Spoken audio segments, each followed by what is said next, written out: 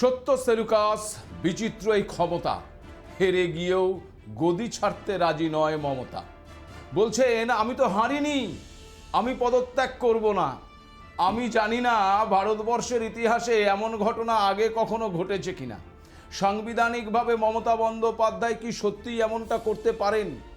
এটাই কি রাজনৈতিক শিষ্টাচার?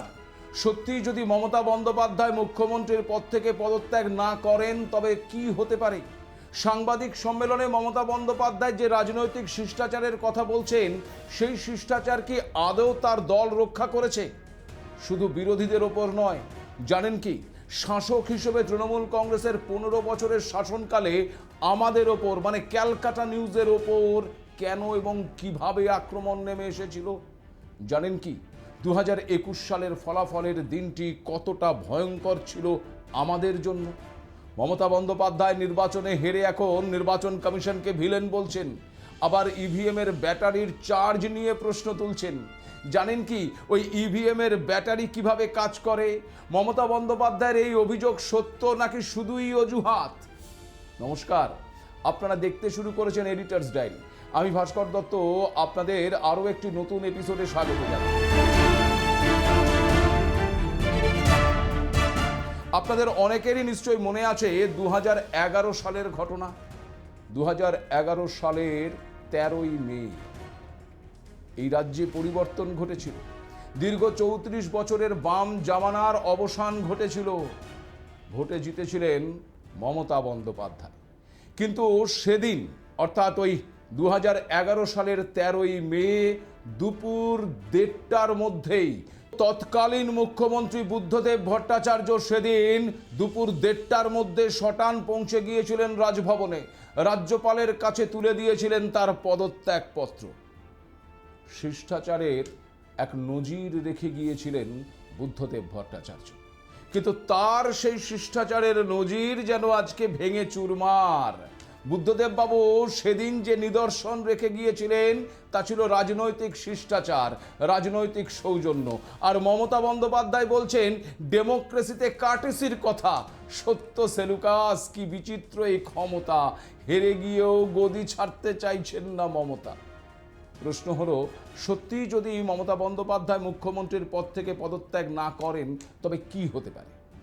সংবিধান অনুযায়ী নির্বাচনে পরাজিত হওয়ার পর কোনো মুখ্যমন্ত্রী যদি পদত্যাগ করতে অস্বীকার করেন তবে রাজ্যপাল বেশ কিছু গুরুত্বপূর্ণ পদক্ষেপ নিতে পারেন। ভারতের সংসদীয় শাসন ব্যবস্থায় মুখ্যমন্ত্রী এবং তার মন্ত্রিসভা বিধানসভার কাছে দায়বদ্ধ।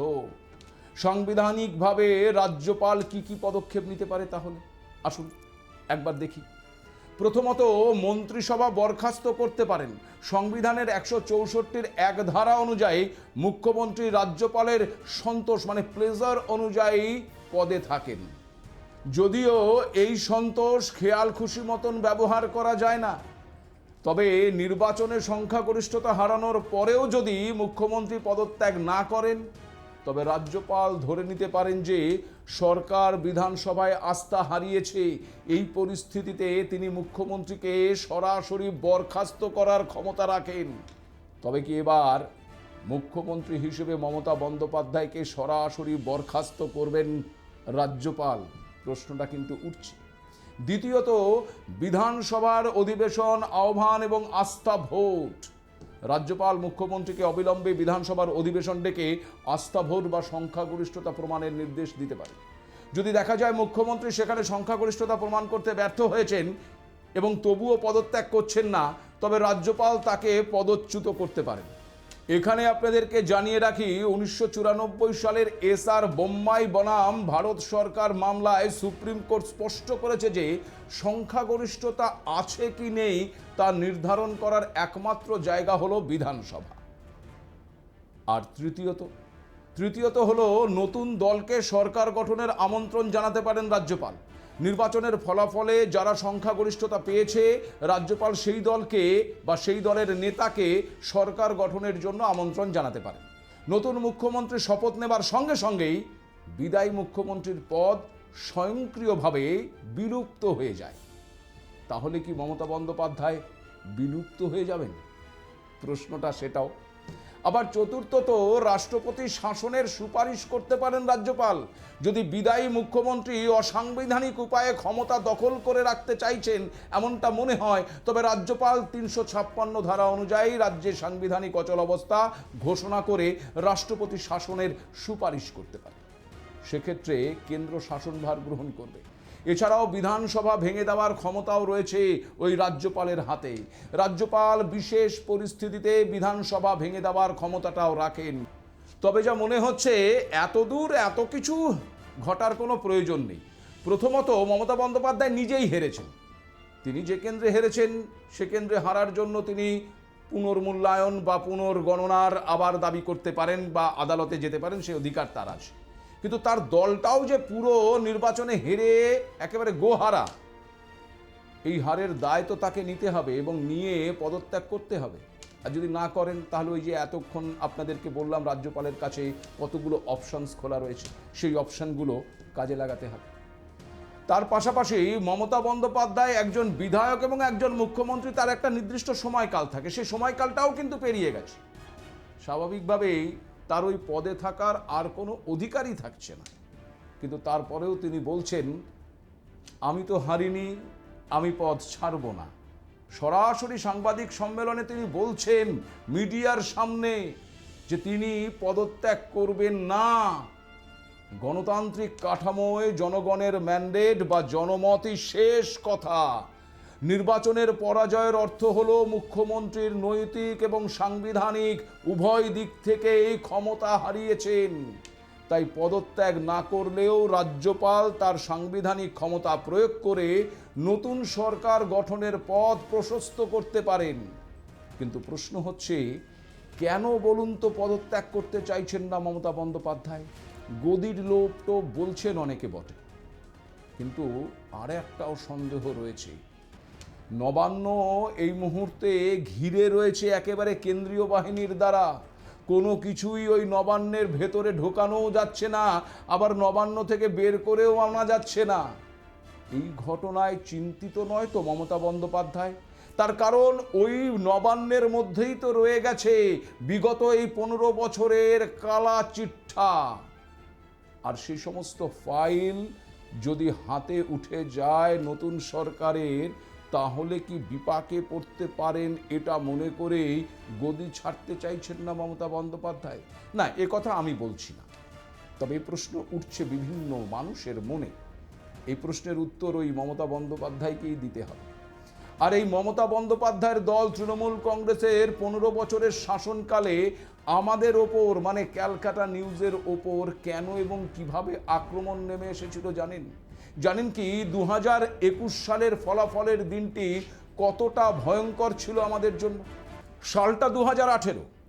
ক্যালকাটা নিউজ মানে সিএন মানুষের স্বার্থে কথা বলা শুরু করে। যখন তৎকালীন সমস্ত মিডিয়া রাজ্যের শাসক দল তৃণমূল কংগ্রেসের ভুল ত্রুটি তুলে ধরতে শাসককে প্রশ্ন করতে চাইছে না, তখন চোখে চোখ রেখে একমাত্র আমরাই প্রশ্ন করা শুরু করি। আর সেদিন থেকেই একটু একটু করে আমরা হয়ে ওঠি শাসক তৃণমূলের চক্ষুশূল। 2020 সালে করোনা কাল হোক কিংবা আমফান, মানুষের হয়ে কথা বলার জেরে আমাদের সম্প্রচার বন্ধ করে দেওয়া হয়েছিল। আপনারা অনেকেই তার সাক্ষী। শিক্ষক নিয়োগ দুর্নীতি, চাকরি চুরি, গরু পাচার, কয়লা পাচার নিয়ে লাগাতার খবরের জেরে আমাদের শুনতে হয়েছে তৃণমূল নেতাদের কটূক্তি। এমনকি দিল্লিতে আমাদের চিফ রিপোর্টার সত্যজিৎ মুখোপাধ্যায়কে তৃণমূল সাংসদের বিরূপ মন্তব্যের মুখেও পড়তে হয়। কারণ একটাই, মানুষের হয়ে কথা বলা, মানুষের ক্ষোভ বিক্ষোভকে তুলে ধরা।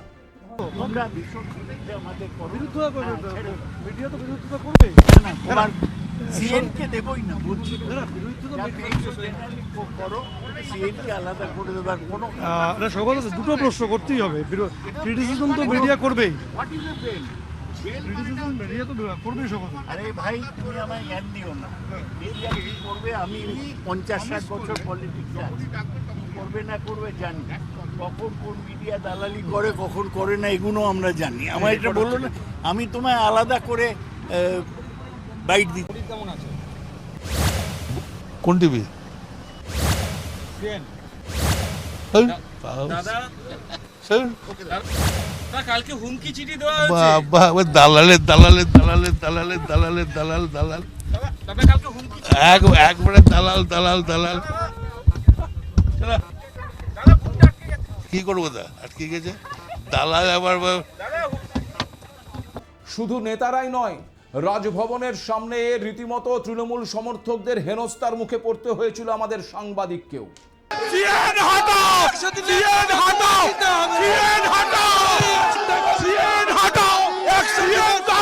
সিএন বিজেপির দালাল কে বলছে? Obviously বিজেপির দালাল গোদি মিডিয়া কিসের জন্য বলছে? গোদি মিডিয়া কিসের জন্য? বিজেপির দালাল নরেন্দ্র মোদির দালাল নরেন্দ্র মোদির দালাল মমতা ব্যানার্জি যে উন্নয়ন করছে সিএন চ্যানেল সিএন দেখাচ্ছে না, সিএন দেখাচ্ছে। আমার এখনো মনে আছে 2021 সালে যখন তৃণমূল কংগ্রেস জিতেছিল তখন কি পরিস্থিতি তৈরি হয়েছিল।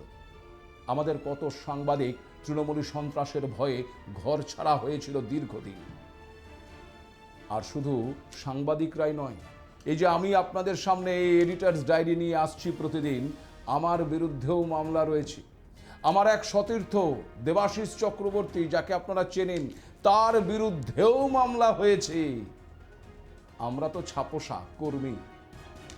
আমাদের যিনি এমডি স্যার, রাজাবাজারে খবর করতে যাবার জন্য আমাদের এমডি স্যারের বিরুদ্ধে দাঙ্গার অভিযোগ চাপানো হয়েছে।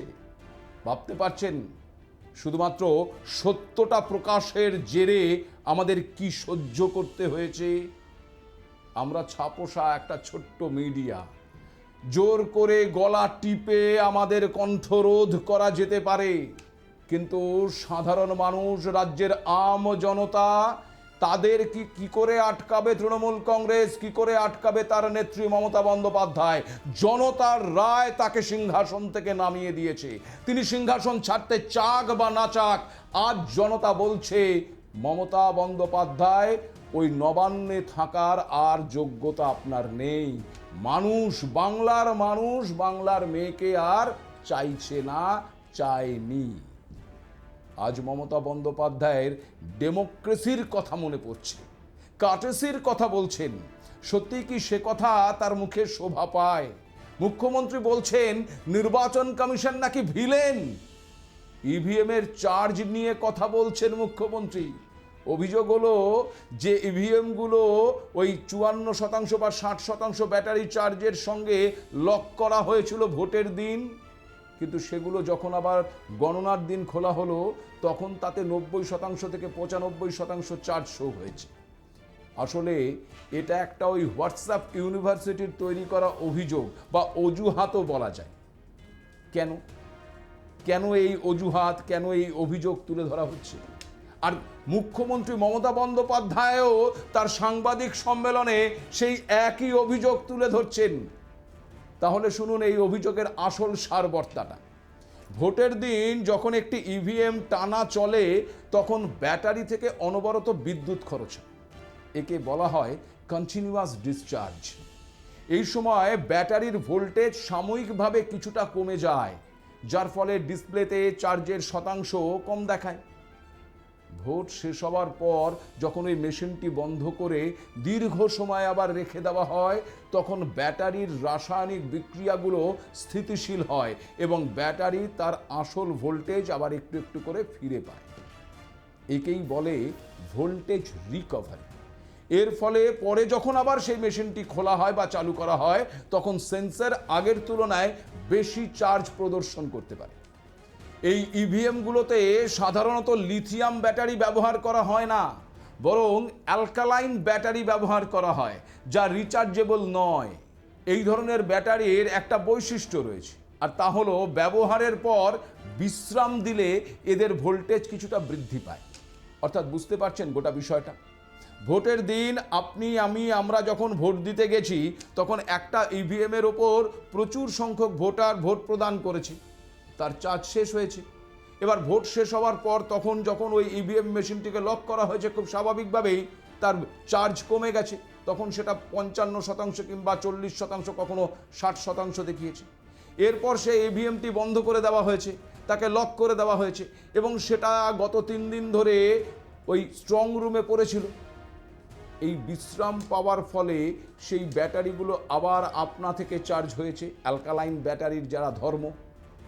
এরপর গণনার দিন যখন আবার সেই মেশিনটা খোলা হয়েছে তখন দেখা যাচ্ছে মেশিনের চার্জ অনেক বেড়ে গেছে, অর্থাৎ যেই সময় বন্ধ করা হয়েছিল সে সময় যে চার্জ ছিল তার থেকে বেড়ে গেছে। এটা খুব স্বাভাবিক ঘটনা। এক্ষেত্রে এই একই ঘটনাই ঘটেছে, এর সঙ্গে কোনো ছলচাতুরির ব্যাপার নেই। যারা হেরেছে তারা অজুহাত খুঁজবে, এটা একটি তাদের অজুহাত ছাড়া আর কিচ্ছু নয়। কিন্তু এমন ছেদো অজুহাত সত্যি কল্পনা করা যায় না। আসলে মমতা বন্দ্যোপাধ্যায় এমন নানান অভিযোগ বা ন্যারেটিভ আগেও সেট করেছেন, যার মাধ্যমে আদতে মানুষকে ভুল বোঝানোটাই ছিল তার আসল উদ্দেশ্য। যেমন ধরুন, এবারের নির্বাচনে এসআইআরকে সামনে রেখে বাংলা অস্মিতার কথা তুলে ধরেছিলেন মমতা বন্দ্যোপাধ্যায়। বারবার বিভিন্ন নির্বাচনী সভায় এই বাংলা অস্মিতার কথা বলে গেছেন। বিষয়টা এমন যেন বিজেপি বাংলায় এলে বাংলা ভাষা ধ্বংস হয়ে যাবে, বাঙালি ধ্বংস হয়ে যাবে। কিন্তু হেরে যাওয়ার পর কোথায় গেল সেই বাংলা অস্মিতা? তিনি সাংবাদিক সম্মেলন করতে বসলেন বাংলায়, বাঙালি সমস্ত সাংবাদিকরা রয়েছেন, অথচ মমতা বন্দ্যোপাধ্যায় কথা শুরু করলেন ইংরেজিতে। ইংরেজিতে সাংবাদিক সম্মেলন করলেন মমতা বন্দ্যোপাধ্যায়। বিশ্লেষকরা বলছেন, যত দ্রুত মুখ্যমন্ত্রীর পদ থেকে মমতা বন্দ্যোপাধ্যায় পদত্যাগ করবেন ততই তার পক্ষে এবং তার দলের পক্ষে ভালো। না হলে আগামীতে গোটা দলটাই অস্তিত্বের সংকটে পড়তে পারে। এখন দেখার বিশ্লেষকদের ধর্মের বাণী তিনি শোনেন কিনা। আজ এ পর্যন্তই। নমস্কার।